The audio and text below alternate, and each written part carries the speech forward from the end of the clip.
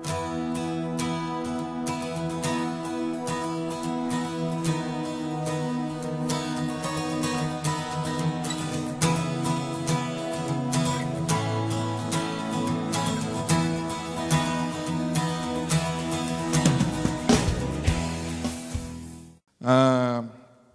palavra de Deus no livro do profeta Oséias.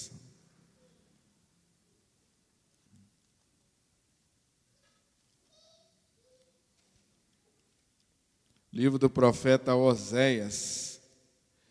Tem dois textos que eu quero lembrar aos irmãos que estão aí dentro do nosso tema. Livro do profeta Oséias, capítulo 3, versículo 6, capítulo 4, versículo 6. Livro do profeta Oséias, capítulo 4, versículo 6. Os irmãos localizaram? Oséias. O meu povo está sendo destruído porque lhe falta conhecimento. Porque tu, sacerdote, rejeitaste o conhecimento, também eu te rejeitarei para que não sejas sacerdote diante de mim, visto que te esquecestes da lei de Deus, também eu me esquecerei de teus filhos. Os irmãos viram que palavra que Deus trouxe na boca de Oséias para o povo de Israel? O povo de Deus estava sendo destruído porque faltava conhecimento, e porque eles se esqueciam da palavra, Deus disse que ia se esquecer dos seus filhos. Que palavra, hein, gente? No capítulo 6, só para você passar uma folha adiante, versículo 3, o profeta continua exortando o povo, agora de uma forma mais positiva. Ele diz assim: conheçamos e prossigamos em conhecer ao Senhor. Como a alva, sua vinda é certa, e ele descerá sobre nós como a chuva serôdia que rega a terra. A exortação do profeta é que nós conheçamos e prossigamos em conhecer ao Senhor. Então, nossos temas, o tema que nós temos trabalhado aqui na quarta-feira, temos refletido sobre maturidade espiritual. Está diretamente ligada a esse texto aqui, a essa exortação. Conheçamos e prossigamos em conhecer. Você já conhece a Deus, amém? Mas a Bíblia diz que você tem que prosseguir em conhecer mais e mais de Deus. Esse é a tônica dos nossos estudos aqui nesses últimos encontros nossos, a responsabilidade, a exortação da palavra em que nós não nos acomodemos naquilo que já alcançamos. Vamos conhecer mais. Eu tenho certeza que os irmãos têm, todos aqui, e os que estão me ouvindo, têm tido experiências com Deus. Não é? Você pode falar algo daquilo que você já conhece de Deus, não somente porque está registrado na palavra, mas que você já tem vivido. Amém pelo que você já alcançou, mas não descanse nisso, né? Procure buscar, crescer e desenvolver mais, porque essa é a vontade de Deus para a nossa vida. Nós chamamos a maturidade espiritual estudamos e pensamos e refletimos maturidade espiritual como ser semelhante a Jesus. Então, quando você fala em crescer espiritualmente e buscar conhecer a Deus, você está dizendo que você se dispõe a tornar-se cada dia mais semelhante a Jesus. É uma caminhada, é um processo. Ele não é automático.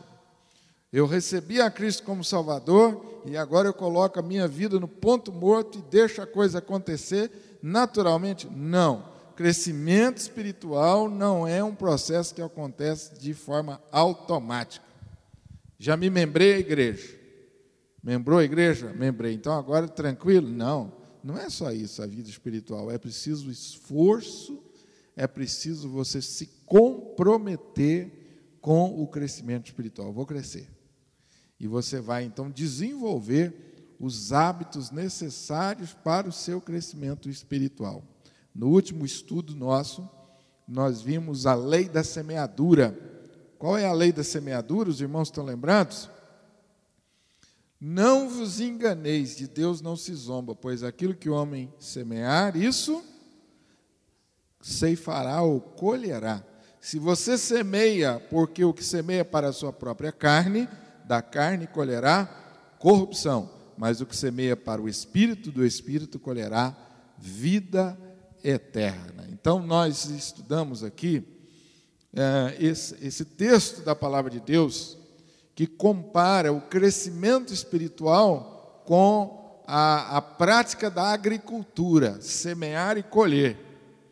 Então, a vida espiritual, ela pode ser comparada à prática de semear e colher. A palavra de Deus usa essa comparação para nos ensinar. O que nós entendemos por semear? Semear nós entendemos pelos nossos padrões de pensamentos, nossos hábitos, nosso estilo de vida, a disciplina diária da nossa vida.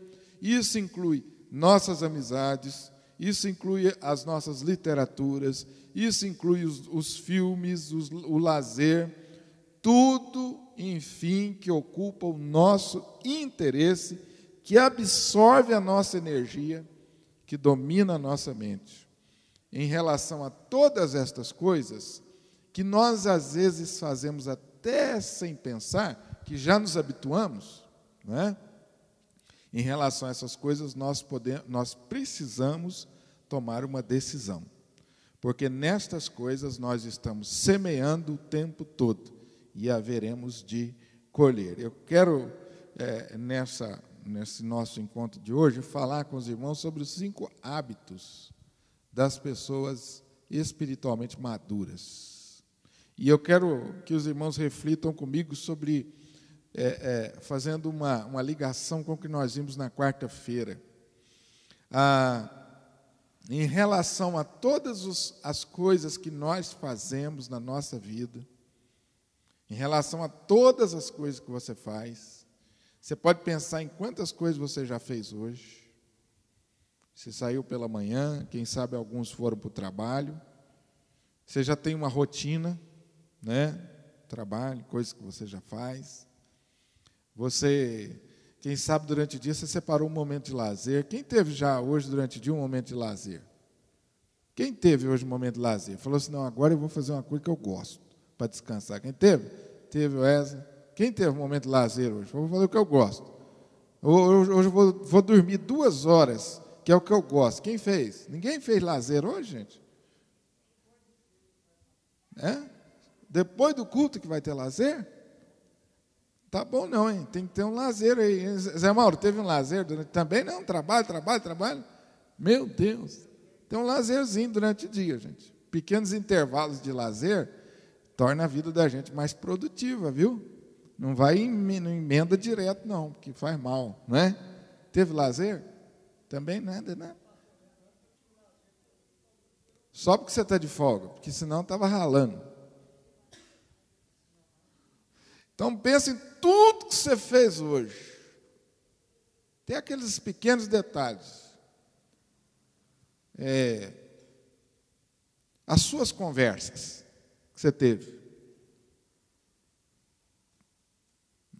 Tudo isso você tem que tomar uma decisão. Que decisão é essa? Nessas coisas eu estou semeando. Você semeou bem hoje. Que coisa bacana. Bacana. Com o tempo você vai colher, a Bíblia diz. Se você semeou coisas boas, você vai colher frutos para a vida eterna. Se você não semeou coisas boas, não espere o crescimento espiritual, não tem como. É uma lei. Por isso nós chamamos lei da semeadura. Deus estabeleceu essa lei. Todos nós oramos sobre isso, pedindo a Deus, eu quero ser uma pessoa melhor, eu quero ser um crente melhor, eu quero ser um pai melhor, um filho melhor, uma mãe melhor.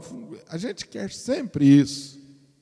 Agora, preste atenção, esse melhor será resultado da sua semeadura. Isso é lei de Deus. Deus não vai me tornar melhor assim numa oração, não, viu?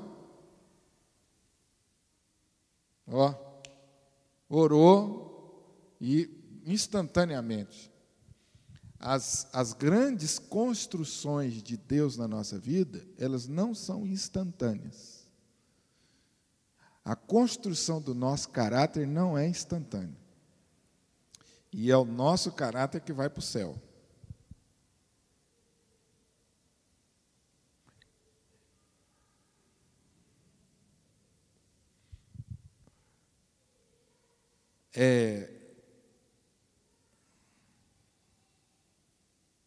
Vamos pensar um pouco agora nos 5 hábitos que nós precisamos praticar, que nós precisamos desenvolver, que vão gerar crescimento espiritual na nossa vida. Tem tanta coisa boa que nós devemos fazer, que nós precisamos desenvolver, muita coisa boa mesmo, que você sabe que é correto fazer, que vai trazer benefício na sua vida diária.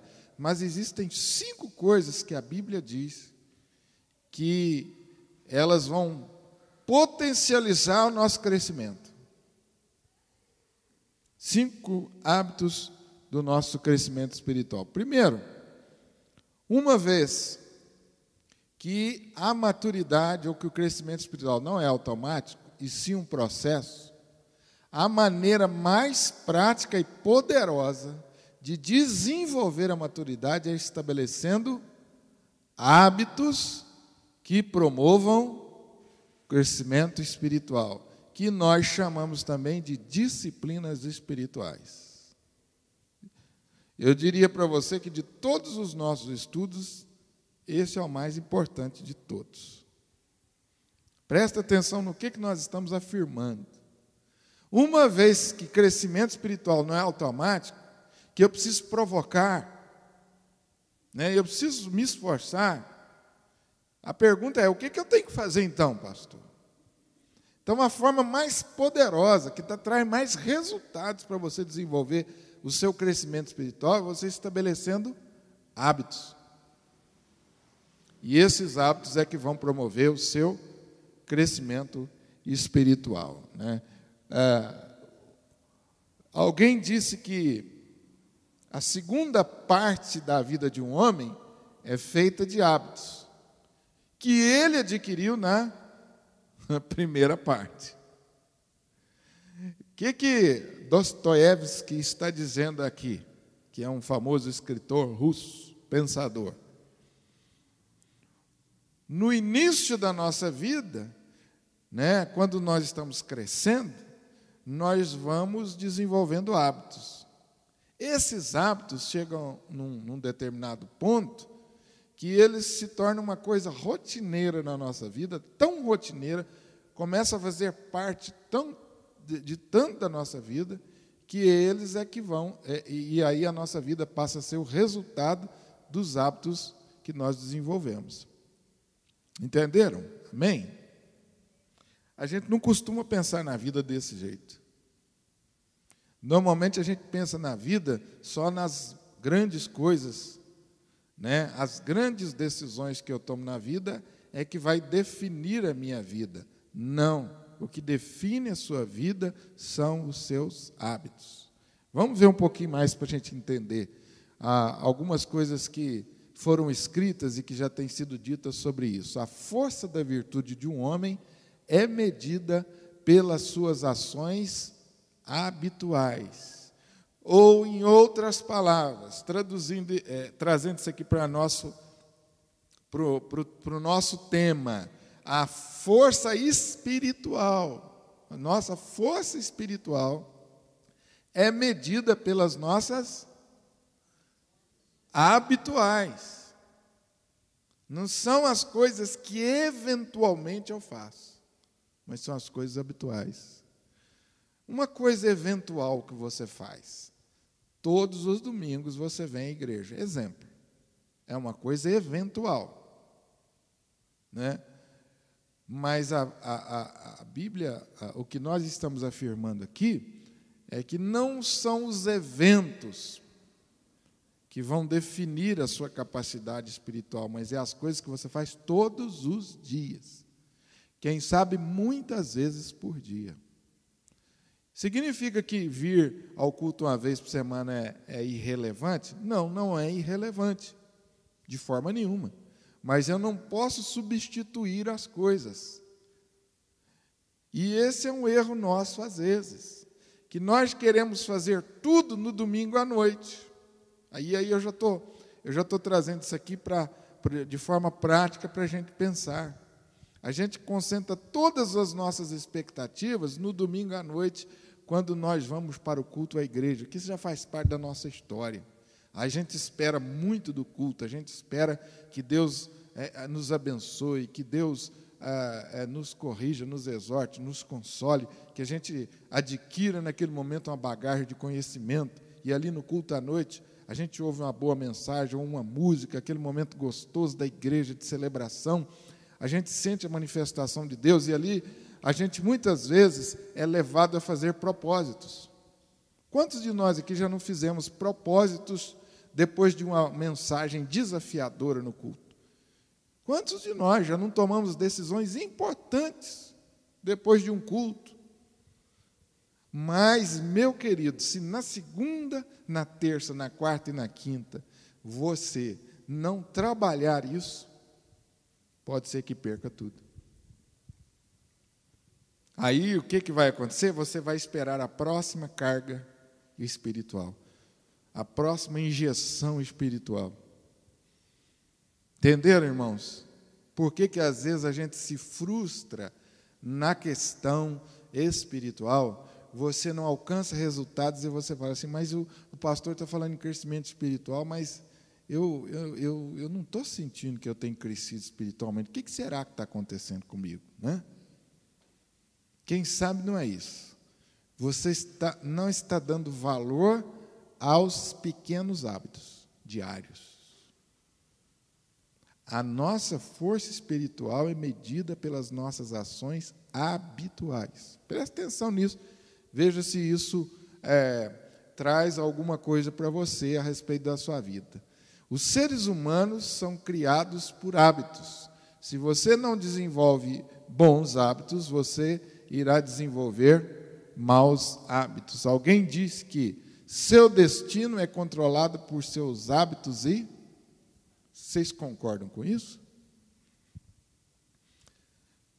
Seu destino é controlado por seus hábitos e pensamentos. Olha que coisa poderosa nós estamos afirmando.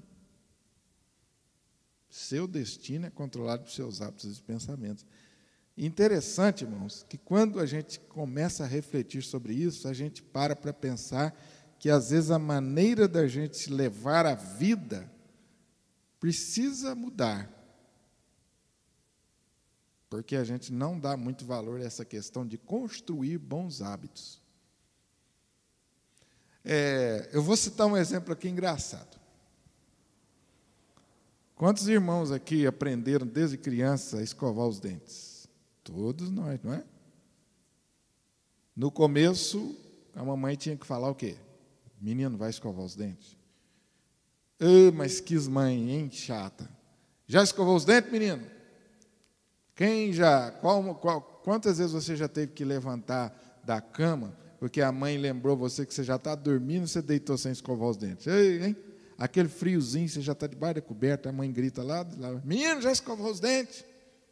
Né? Só lá em casa que acontecia isso. Né, mamãe? Aqui na casa de ninguém acontece isso. Aí você levantava naquele friozinho, coisa chata. E ela... Sabe por que você tem bons dentes? Porque você adquiriu o hábito de escovar os dentes 3, 4 vezes por dia. Por isso você tem bons dentes hoje. Aí você senta na cadeira da doutora Nancy lá, e ela olha os seus dentes e fala assim, nossa, mas que dentes bons você tem. Não é, Nancy? Estou certo? Aí, quando você sai do consultório dentário, ela fala assim, continua assim, escovando seus dentes, e te dá uma um kitzinho de uma escova dental e um creme dental. Lá você dá o kitzinho, Nancy, de vez em quando, para os pacientes? Eu já ganhei um kitzinho de escova dental e creme dental, para você continuar desenvolvendo bons hábitos, que a sua saúde bucal depende dos seus bons hábitos. Agora, você imagina o contrário. Se você não tivesse desenvolvido esse bom hábito, o que você teria que fazer aos 50 anos de idade? Pergunta a doutora Nancy se isso é barato. Por quê? Porque você não adquiriu? Então, você aplica isso na sua vida espiritual.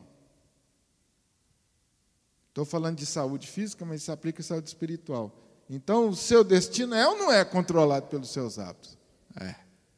A qualidade da sua vida hoje está ligada aos hábitos que você veio desenvolvendo durante toda a vida. Por isso que nós falamos, hábitos ou disciplinas espirituais.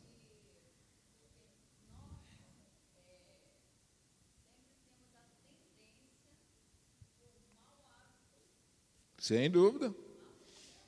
Claro. Escolher os bons hábitos. O que eu quero dizer por hábito? Contínua inclinação, isso é do dicionário de Webster. Uma contínua inclinação, frequentemente inconsciente, para fazer determinada atividade adquirida de frequente.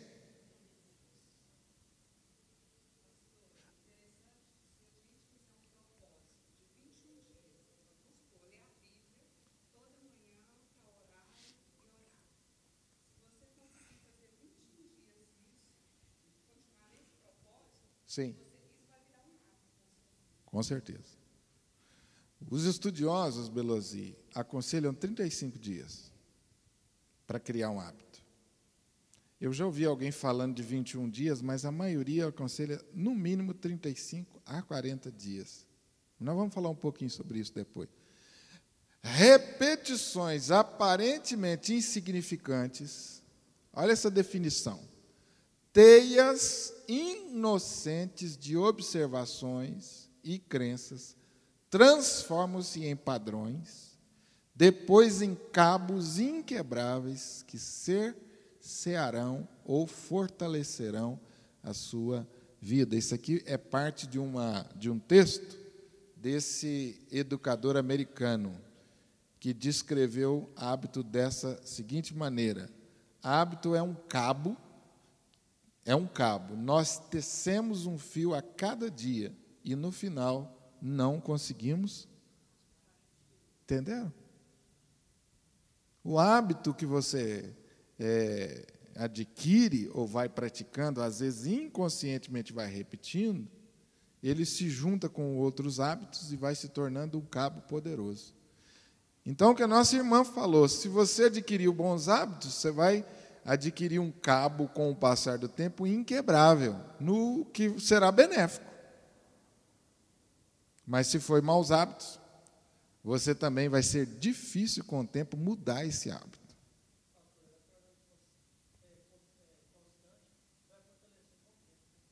Exatamente. Quanto mais você pratica, mais ele vai fazendo parte da sua vida. E vai chegar um ponto que você faz inconsciente. A maioria de nós hoje escova os dentes sem ver. Não é? Lava o rosto, escova os dentes. Tem algumas coisas que a gente faz sem ver. Por quê? Isso já fez parte da sua vida. Quando você deixa de fazer, faz falta. Nós somos aquilo que fazemos repetidamente. Olha que coisa interessante, hein? Já parou para pensar isso? Excelência, então, não é um modo de agir, mas esse aí é o famoso pensador Aristóteles. Excelência, uma vida excelente, é resultado de bons hábitos que você cultivou. Coisa maravilhosa, né? Alguém definiu hábito como uma disposição de caráter estabelecida, uma prática contínua. Um pensador também, escritor, disse o seguinte: semeie um pensamento, colha, plante uma ação e colha um hábito. Parou aqui? Plante um hábito e colha um caráter. Plante o caráter e colha um. Tudo começou com um pensamento que você semeou, uma ideia que você semeou. Aquela ideia gerou uma ação.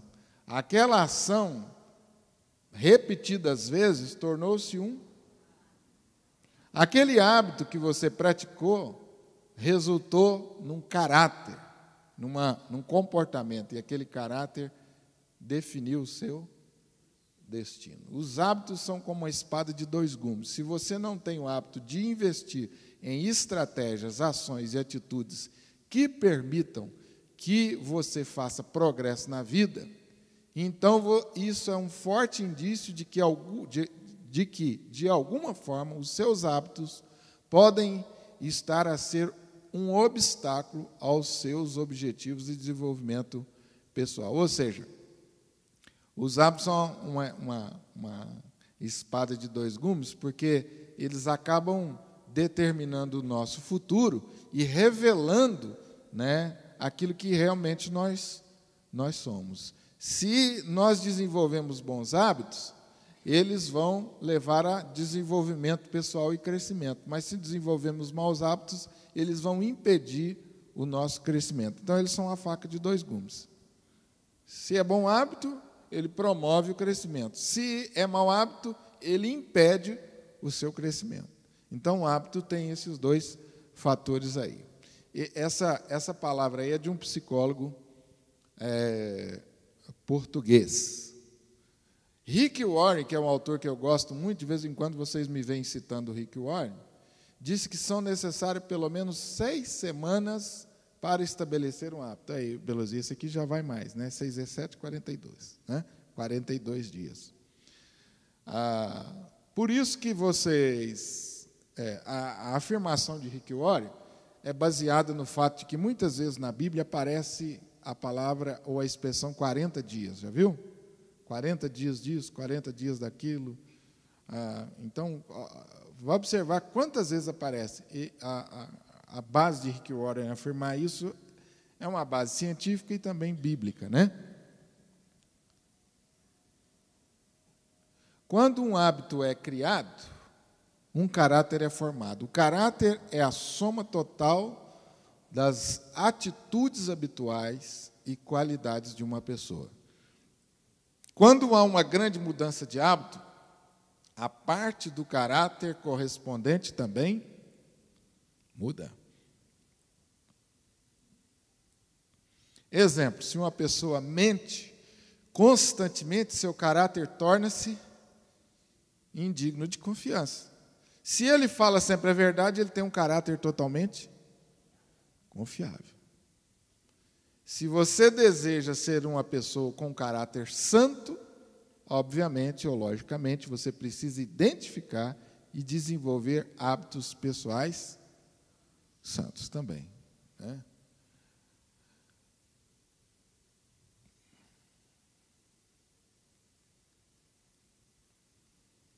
Epa, bloqueou aí, Carlos? Muito bem. 3 textos bíblicos que falam sobre hábitos. Finalmente, irmãos, tudo que é verdadeiro, tudo que for nobre, tudo que for correto, tudo que for puro, tudo que for amável, tudo que for de boa fama, se houver algo de excelente ou digno louvor, pensem nessas coisas. Veja o que o texto está dizendo. Tudo que você fizer, tudo mesmo, gente,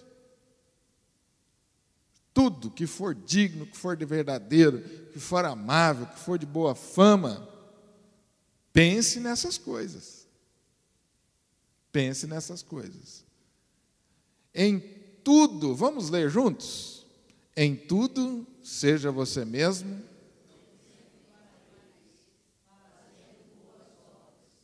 em seu ensino, mostre integridade e seriedade. Quando a gente fala de testemunho, nós estamos falando de alguém que adquiriu bons hábitos.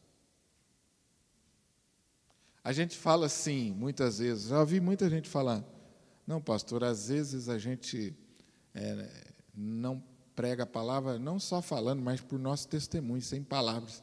Às vezes é isso mesmo. Às vezes você percebe que o ambiente não é muito propício para você falar.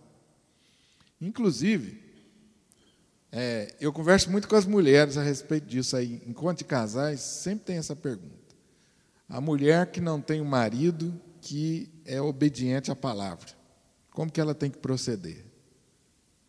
A Bíblia diz que você ganhará o seu marido sem palavra alguma, apenas com o seu comportamento honesto. 1 Pedro. Então, a mulher que tem um marido não crente, essa ainda mais tem que se preocupar com os seus hábitos, porque esses bons hábitos é que vão gerar influência sobre o marido, sem palavra alguma. Então, a força espiritual, ou a nossa força de influência, vai ser determinada pelos bons hábitos que nós praticamos. Vocês já viram alguns maus hábitos que às vezes nós temos? Eu espero que ninguém tenha, mas estou citando um exemplo. Pequenas mentiras, né? Eu já falei isso aqui algumas vezes. O telefone toca, o menino atende, fala que o papai não está. Não é? Uma coisa tão boba. Isso virou um hábito. Virou um hábito. Isso vai causar um impacto na vida dessa criança com o tempo, que a gente não percebe. Pequenas coisas ou hábitos que a gente adquire, maus hábitos que enfraquecem o nosso testemunho. E às vezes a gente não sabe por que tem um mau testemunho. A mentira. Tudo que é nascido de Deus não pratica falamos aqui dos maus hábitos, porque a semente de Deus permanece nele, e ele não pode estar no pecado, porque é nascido de Deus.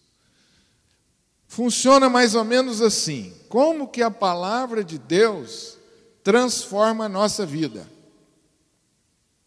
Como que eu vou desenvolver bons hábitos? Primeiro, pensamento. Depois, eu medito nesse pensamento. Em relação a esse pensamento, eu tomo uma decisão.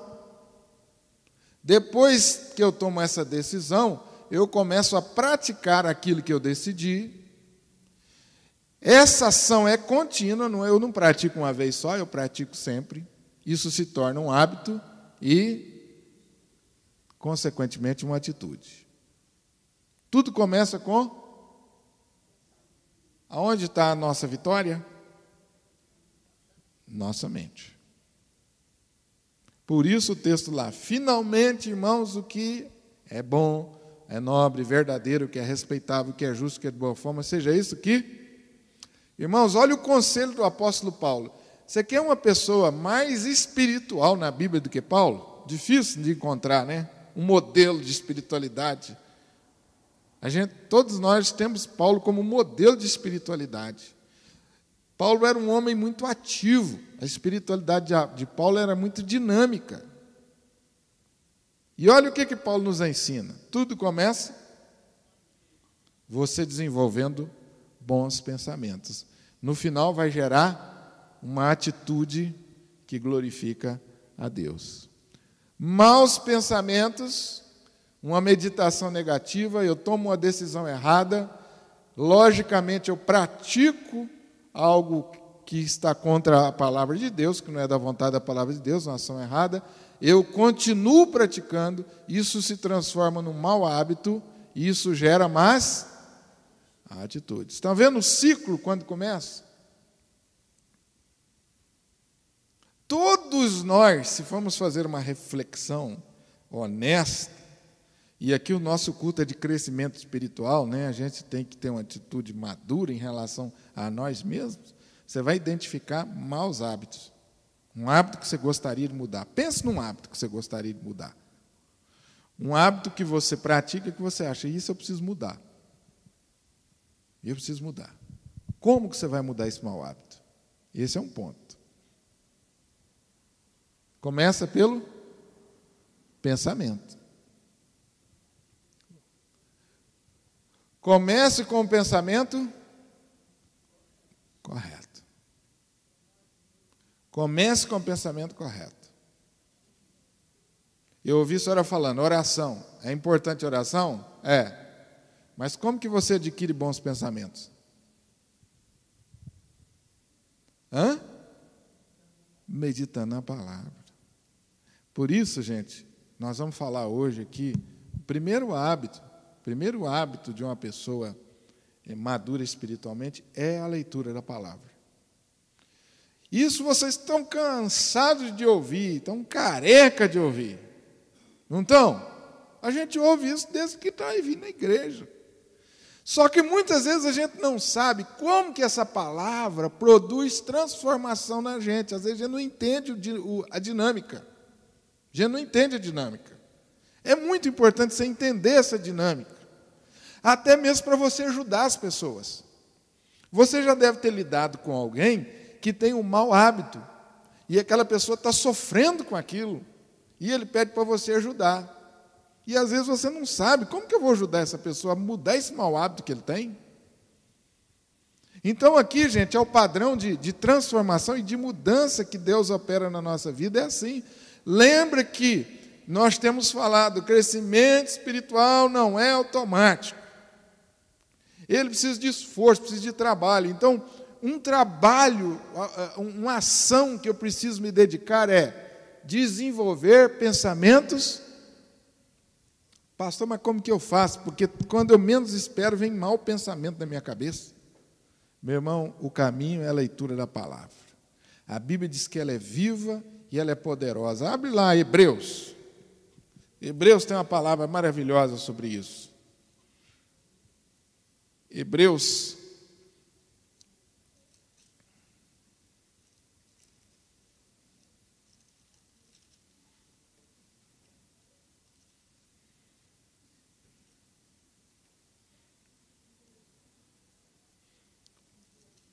Hebreus capítulo 4, versículo 12.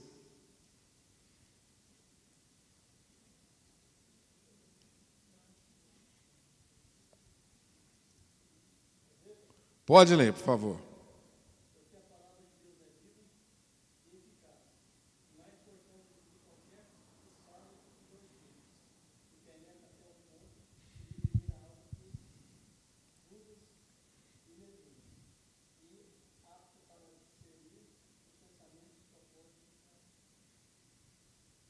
Vocês estão vendo? O poder que tem a palavra quando você lê. Ela é viva e é eficaz, ou seja, ela pode, ela tem poder para isso. Ela é cortante, ela penetra tão fundo no nosso ser que ela é capaz de dividir alma e espírito, juntas e medulas.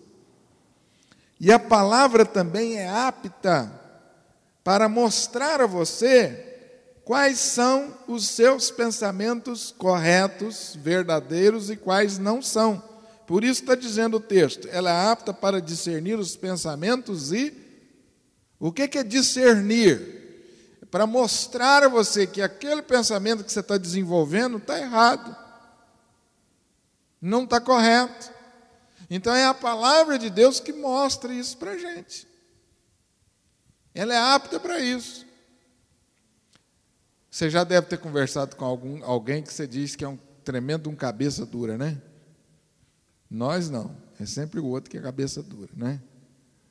Então, vou dizer para você, não há cabeça dura que resista à palavra, viu? Não há. Olha o que diz o verso 13 para completar. Pode ler, quem está com a Bíblia aberta. E não há?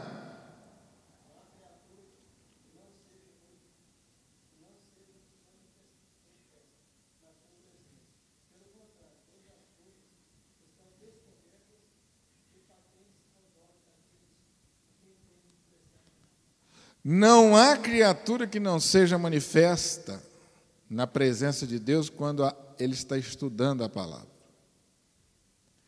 Por isso, meus queridos irmãos, que um dos sintomas de alguém que a gente observa na vida de alguém que está se afastando da comunhão com Deus é quando ele deixa de ler de outra forma, trazendo para nós. Quando você estiver sem vontade de ler a palavra de Deus, fique esperto. Vigia. Procure trabalhar isso. Porque se você se acomoda a isso, o que vai acontecendo? Você vai sendo dominado pelo seu próprio coração, pelos seus próprios pensamentos. Quando nós resistimos a esse encontro com Deus, nós praticamos aquilo que Adão fez. Depois de pecar, ele fugiu da presença de Deus. Vou falar uma coisa para vocês aqui com muito carinho. A gente, depois de algum tempo na vida de igreja, a gente vai observando, principalmente como pastor. Isso é uma coisa que eu falo muito com a liderança da igreja. Cuidado, você pegou um cargo na igreja, mas cuidado para que isso não tire você de ouvir a pregação da palavra de Deus. Diáconos, presbíteros, líderes da igreja, que às vezes estão fazendo a obra, mas não tem tempo para ouvir a palavra. Cuidado, não é bom isso. Entendeu? Começa a pregação da palavra de Deus, a pessoa arruma alguma coisa para fazer. Uma vez eu falei com o diácono, falei, vem cá, vamos conversar. Começou a pregação, você arruma um negócio para fazer, o que está acontecendo? Pastor, mas não tem ninguém para fazer, deixa sem fazer, rapaz, sim, fica. Meus irmãos, olha, não tem erro. Passa um tempo, a pessoa começa a se ausentar das reuniões da igreja e se esfria na fé. Mas começa quando? Resistiu à palavra. Porque quando a gente para ouvir a palavra, para estudar a palavra, olha, você tem uma experiência com Deus fortíssima. Porque a Bíblia diz que ela mostra tudo que está lá dentro, coisas boas e coisas ruins, e coloca você frente a Deus. E aí você tem que tomar uma decisão. Ou você continua na prática do erro, ou você deixa o erro. E quando você continua na prática do erro de forma consciente, isso é perigosíssimo. Todo jeito está errado, mas quando você faz isso, Deus falou comigo, mas mesmo assim eu quero continuar no erro. Vira um hábito. Sim?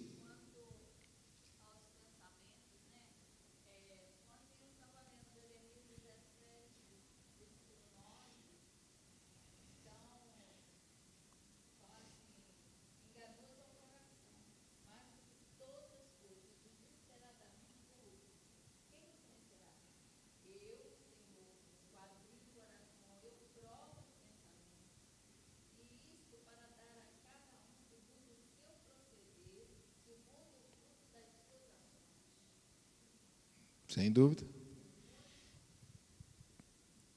Às vezes nós estamos pensando uma coisa, achando que estamos certos. A Bíblia diz que enganoso o coração. Aí você começa a ler a palavra de Deus, vai estudando, aí ela convence você de que você está errado.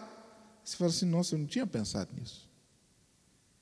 Vocês já tiveram essa experiência, lendo a palavra? Quantos aqui já tiveram essa experiência, lendo a palavra? Estava certinho que aquilo que você estava pensando estava certo. Ou se não, principalmente na área de relacionamentos. Você teve um problema relacional, problema com alguém. E aí você finca o pé, porque você está com a razão, e então você fica na sua. Ele errou, ou ela errou, eu estou na minha. Quem tem que se virar é ele. Quem tem que pedir perdão é ele. Quem tem que arcar com as consequências foi ele que errou comigo, não eu. Então eu fico na minha, estou aqui esperando. Aí você lê a palavra de Deus, a palavra de Deus fala para você que você tem que ir até o seu irmão acertar com ele Você fala, peraí, mas não foi eu que errei. Mas esse é um pensamento mundano. Meu irmão errou, ele que se vira, a responsabilidade dele. Aí o pensamento bíblico diz que você tem que superar isso, ir até ele, por amor a ele. E aí você fala, mas esse pensamento não é possível. E aí você começa, a palavra de Deus começa a trabalhar o seu coração, você vai orar, e aí com o tempo você fala assim, realmente eu tenho que ir. Às vezes na própria relação conjugal, né? O marido ofendeu a mulher ofendeu o marido, fica cada um num canto lá emburrado, só fala o que precisa, porque ele me ofendeu e ele que toma a iniciativa de vir conversar comigo, se vira, problema dele. Aí a Bíblia diz, não é assim. Eu estou citando exemplos, né? Vocês podiam pensar em outros. E aí, isto que você assimilou biblicamente e que você refletiu, vai levar você a uma ação. Você foi lá e procurou a pessoa, sentou, conversou, acertou. Muito bem, resolveu? Resolveu. Daqui uma semana tem outro problema. Aí você vai de novo praticar aquela ação. Aquele pensamento que você meditou, tomou a decisão correta, a ação, agora virou uma ação contínua. Você aprendeu a resolver aquele problema que você praticou. Isso, com o tempo, vai se tornar um hábito e vai se tornar uma boa atitude. Aí a gente fala assim, pastor, tem tanta dificuldade de perdoar, é porque você não pratica. Se você começar a praticar, você vai ter mais facilidade. O coração não quer. A mente humana e carnal não quer. Mas aí você lê a palavra de Deus e ela muda o seu pensamento. E aquele pensamento leva você a uma atitude. No começo, difícil às vezes. No começo, difícil. Mas aí você praticou a primeira vez, rompeu aquela barreira, deu um passo de fé, rompeu a barreira. E aí você desfruta do benefício daquilo. Você fala, nossa, que coisa gostosa, que bênção, eu estou em paz. Né? Marido e mulher, ficou 3 dias, 4 dias sem conversar. Que coisa ruim, não é? Essas brigas em casa. Aí depois de 4 dias, vem aquele momento gostoso de comunhão. Você fala assim, não, quanto tempo eu perdi, que bobeira, que burrada. Eu tenho um amigo que fazia encontro de casal comigo, Daniel, que ele vivia dizendo o seguinte nas palestras. Falei, quando eu brigo com a minha mulher, eu não espero mais nem 2 horas, eu já vou logo pedindo. Às vezes ela até assusta. Uai, eu vou ficar esperando? Para quê? Quem perde sou eu. Eu achava o raciocínio dele frio, prático e correto. Que às vezes a gente fica assim, eu não vou pedir perdão agora não, porque vai ser hipocrisia, eu não estou sentindo. Já viu essa conversa fiada nossa? Eu não estou sentindo o desejo de perdoar. O que o seu pensamento diz? O que a palavra de Deus diz? Você deve perdoar. Vai e perdoa. O sentimento vem depois. Ele é resultado da sua decisão. E quando você desfruta desse benefício, você vai ter vontade de fazer mais. Você vai ter vontade, que Deus vai dar para você a colheita dessa semeadura. Então, queridos, às vezes a gente fala assim, Deus transforma o meu interior, e não tem noção de como que Deus vai usar, como que Deus vai transformar o meu caráter, vai mudar os meus hábitos. Às vezes a gente não tem noção. Então Deus transforma dessa maneira.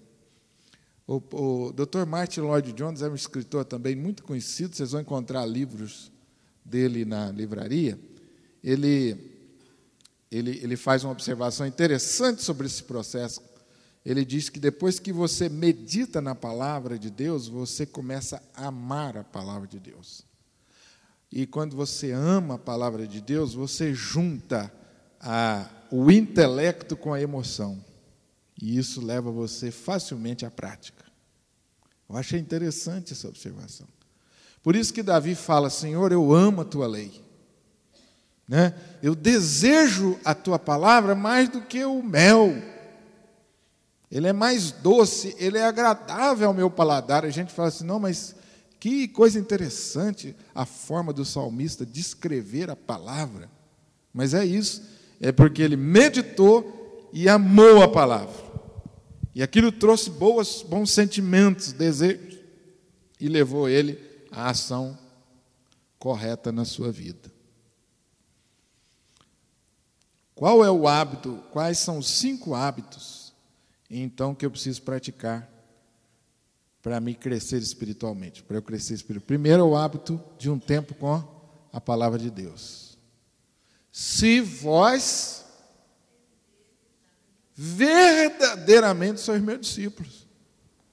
Por que estudar a palavra de Deus é um hábito necessário e fundamental para o meu crescimento? Porque Deus diz que é a permanência na palavra que vai fazer de você discípulo. É por isso que eu tenho que estudar a palavra. Porque Jesus disse que o processo é assim: conhecereis a verdade e a verdade vos libertará. É por isso que esse é o primeiro hábito fundamental na minha vida. O hábito de um tempo com a palavra de Deus. E isso aqui é um negócio desafiador para nós, porque nós estamos falando de um tempo. Você tem que parar, sentar e estudar a palavra. E eu vou falar mais no próximo estudo, hoje não dá tempo mais, como você estudar a palavra. Nós vamos ter um estudo na próxima quarta-feira sobre isso. Algumas ideias práticas, algumas coisas interessantes sobre como estudar a palavra de Deus. Agora, vocês sabem, hoje nós temos inúmeros recursos. Esses dias eu estava sentado esperando alguém e estava mexendo no meu celular. Aí eu me lembrei que no celular tem a Bíblia. Meu filho tinha baixado a Bíblia no celular para mim. Falei: ô, beleza. Cliquei lá e estava lendo a palavra enquanto eu estava esperando. Gente, que coisa gostosa.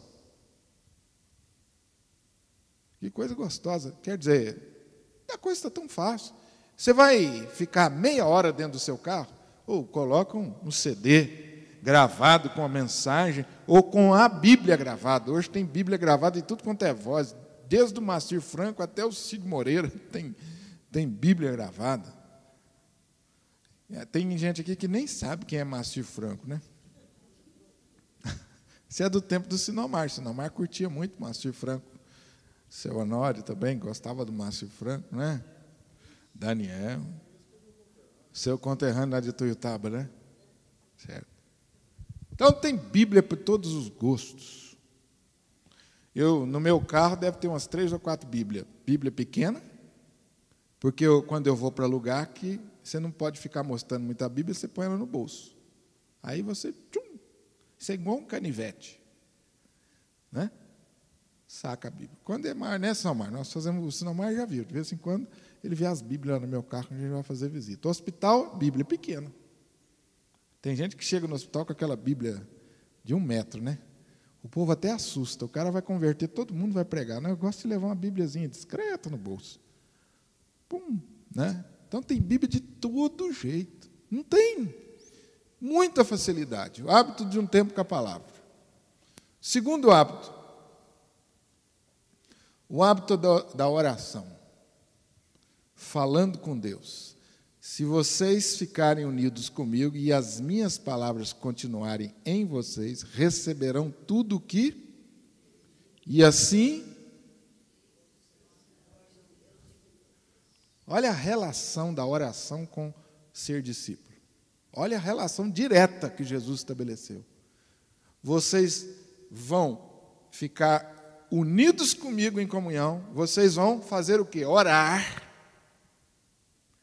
Vocês vão orar, eu vou responder a oração, e nisso vocês se tornam meus. Olha a relação direta da oração com ser cristão. Direta. Deus tem prazer em ouvir e em responder as nossas orações. Tem gente que fica escolhendo as palavras para Deus responder. Não precisa ficar escondendo palavras, escolhendo, não. Porque Deus está muito mais interessado em responder às nossas orações do que a nós mesmos.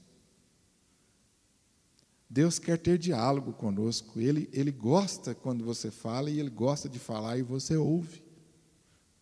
Deus gosta de conversar com a gente. Olha que coisa bonita. Isso é oração. Então, a prática da oração, gente, e vamos tirar da cabeça que a oração, que eu preciso ter momentos específicos para orar. Você pode orar o dia todo. O dia todo. Daniel orava 3 vezes ao dia, e aí a gente pensa que é o seguinte, então eu tenho que fazer igual a Daniel, tenho que marcar 3 horas e depois... Não, é o tempo todo. Se você tiver 3 momentos no dia separados para isso, muito bem, mas se não, é importante você orar o dia todo. Você está andando de ônibus, você está orando. De moto, orando. De carro, de olho aberto. Terceiro hábito. Ah, pastor, tinha que ter isso aí, né? Hábito de dizimar. Por que o hábito de dizimar é um hábito que caracteriza o discípulo e torna o discípulo maduro? O que tem a ver com isso? Porque quando eu falo em dizimar, eu estou falando em lidar com a coisa mais poderosa que existe. Money, dinheiro. Qual a raiz de todas as brigas, desde as menores até as maiores, internacionais? Dinheiro. Vocês sabem que, aí eu já vou dar uma opinião particular minha. Eu não acredito muito no tal do preconceito racial. Não acredito muito. Mas eu acredito no preconceito. Isso é uma opinião minha. As pessoas, não, fulano foi discriminado é porque é negro. Não, foi discriminado porque não tem dinheiro. Porque se tivesse dinheiro, seria bem recebido. Eu acredito mais nisso. Para ser bem sincero, eu sei que existe o preconceito racial, mas isso é muito pequeno em relação ao preconceito financeiro. Tem ou não é? Porque a coisa mais poderosa é o tal do dinheiro. E olha o que Jesus falou sobre isso. Todo aquele dentre vós que não...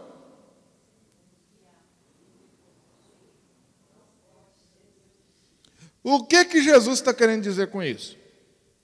Ele está querendo dizer que eu tenho que pegar todo o meu dinheiro, todos os meus bens e esquecer disso e dar para os outros? Os irmãos entenderam?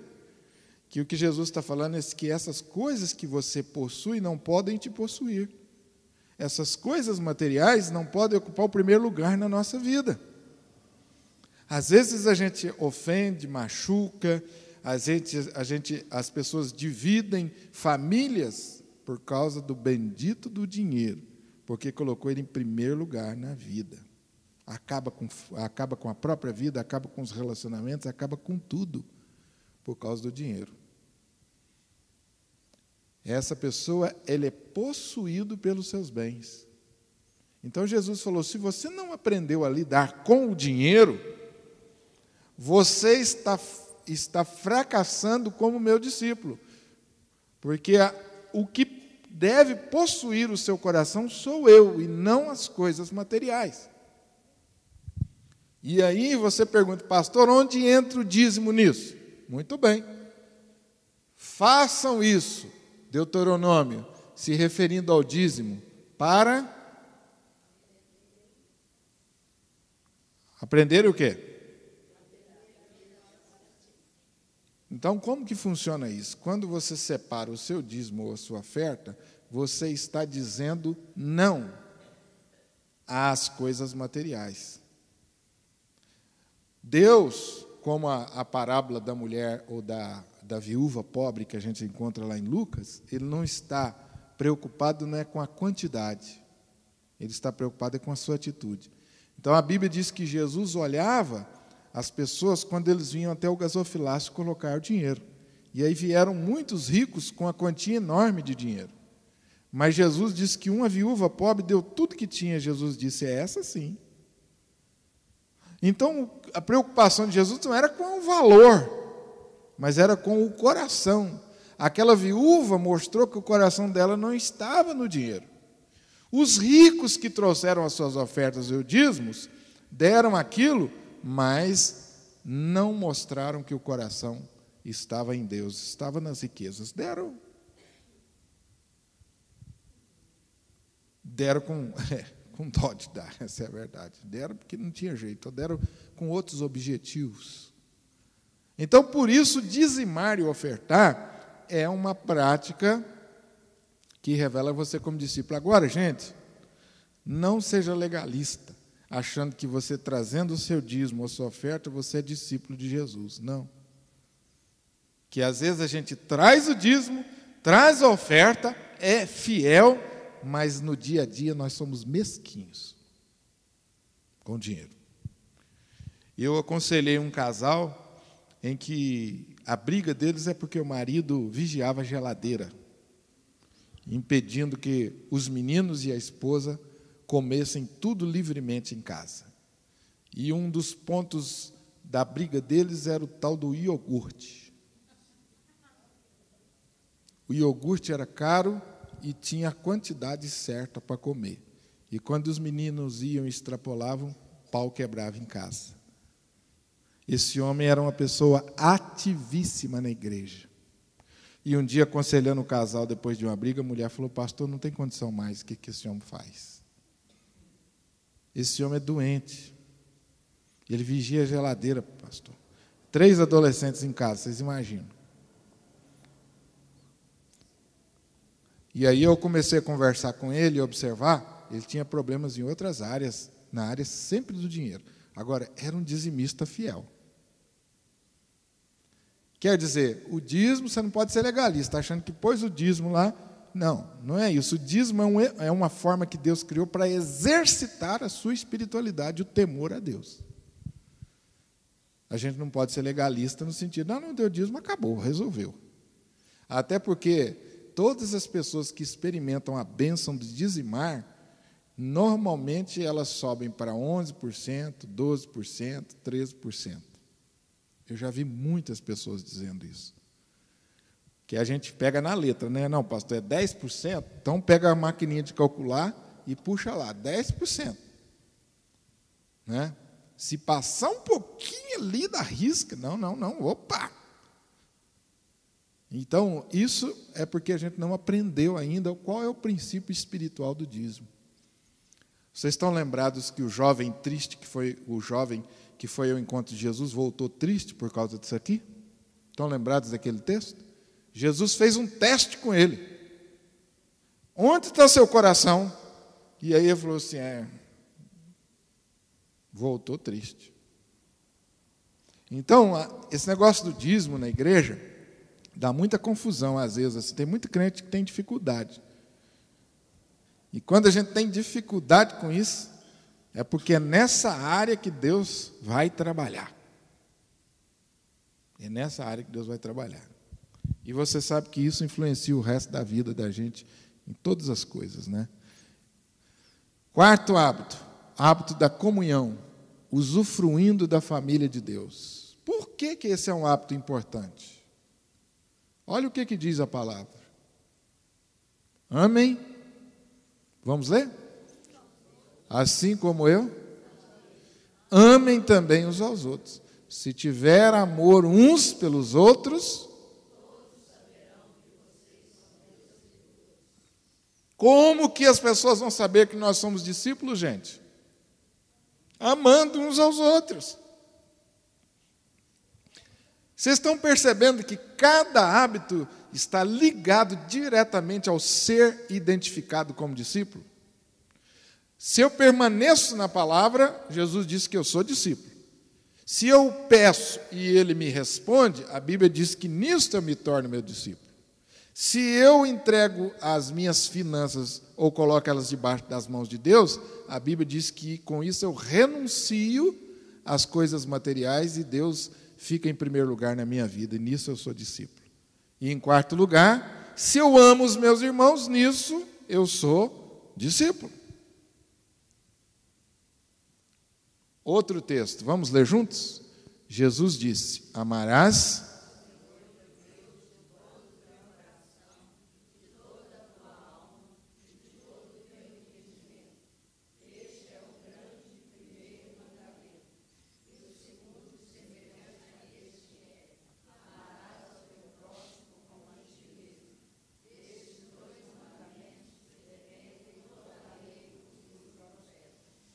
Amarás a Deus e ao teu próximo. É o mandamento que resume tudo o que nós precisamos. Quinto e último lugar. Qual é o quinto hábito de uma pessoa madura? Hábito de? Pastor, aonde que está isso na Bíblia? Vamos lá. O que é que Jesus disse? Ide, batizando-os em nome do Pai, do Filho, do Espírito Santo, ensinando-os a guardar todas as coisas que vos tenho ordenado. E eis que estou convosco.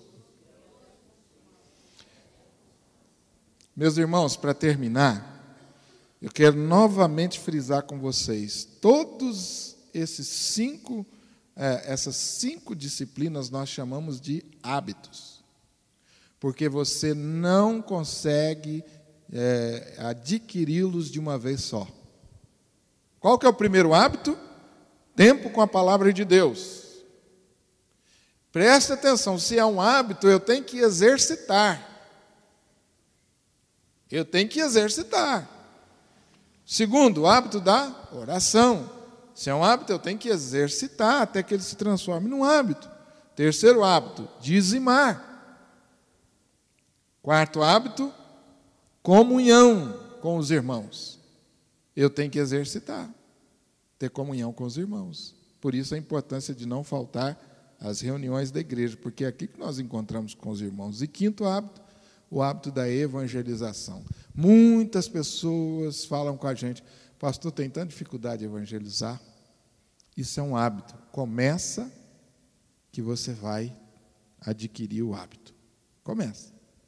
Como todas as outras coisas, você tem que começar, você tem que forçar, você tem que repetir, até que isso vai se tornar um hábito na sua vida. Amém? 5 hábitos, então, de pessoas maduras. Isso você tem que frequentemente repetir. Vai chegar a um ponto que isso vai fazer parte da sua vida naturalmente. Essas 5 coisas. Então, meu irmão, de tudo que você faz nas 24 horas por dia, você precisa identificar essas 5 coisas acontecendo durante todo o dia. Às vezes você faz uma mais, outra menos. Agora, por exemplo, você está tendo um tempo para estudar a palavra. Hoje, esse momento aqui é um tempo que você está desenvolvendo o hábito de pensar e de refletir na palavra. Mas você também está fazendo aqui o hábito da comunhão. Você saiu de sua casa, você podia estar em casa agora, tomando lá um suco, jantando no sofá, mas você venceu aquele conforto, aquela ideia de permanecer lá e veio. Você trabalhou isso em você. Então, você está junto com os irmãos, você está meditando na palavra, você desenvolveu a oração aqui também. E agora você pode desenvolver a evangelização. Quando você sair daqui, você pode compartilhar alguma coisa que você aprendeu com alguém. Você pode pegar o telefone agora e falar assim: fulano, olha, eu estava na igreja hoje, Deus falou no meu coração isso, eu lembrei de você. Eu queria fazer uma oração por você. Ah, coisa mais maior. Tem alguém que vai desligar o telefone na sua cara? Não tem. Eu queria fazer uma oração por você. E aí você começa a evangelizar. A minha estratégia, eu já falei para vocês, muitas vezes é assim. Queria fazer uma oração com você? Pode, mas antes eu queria falar um texto bíblico. Aí a pessoa escuta o texto bíblico, aí isso é a hora. Então, gente, 5 hábitos de pessoas maduras. Isso não vem fácil. Você tem que determinar a fazer e vai fazer. E aí você vai, com o tempo, experimentar crescimento espiritual e mudança de caráter. Nós vamos falar no próximo estudo sobre o hábito de estudar a palavra, que é um hábito que as pessoas reclamam muito de dificuldade. Pastor, pega a Bíblia, leio, mas não entendo. Como é que eu faço? Então, eu quero dar algumas dicas para vocês de como estudar a palavra. Amém?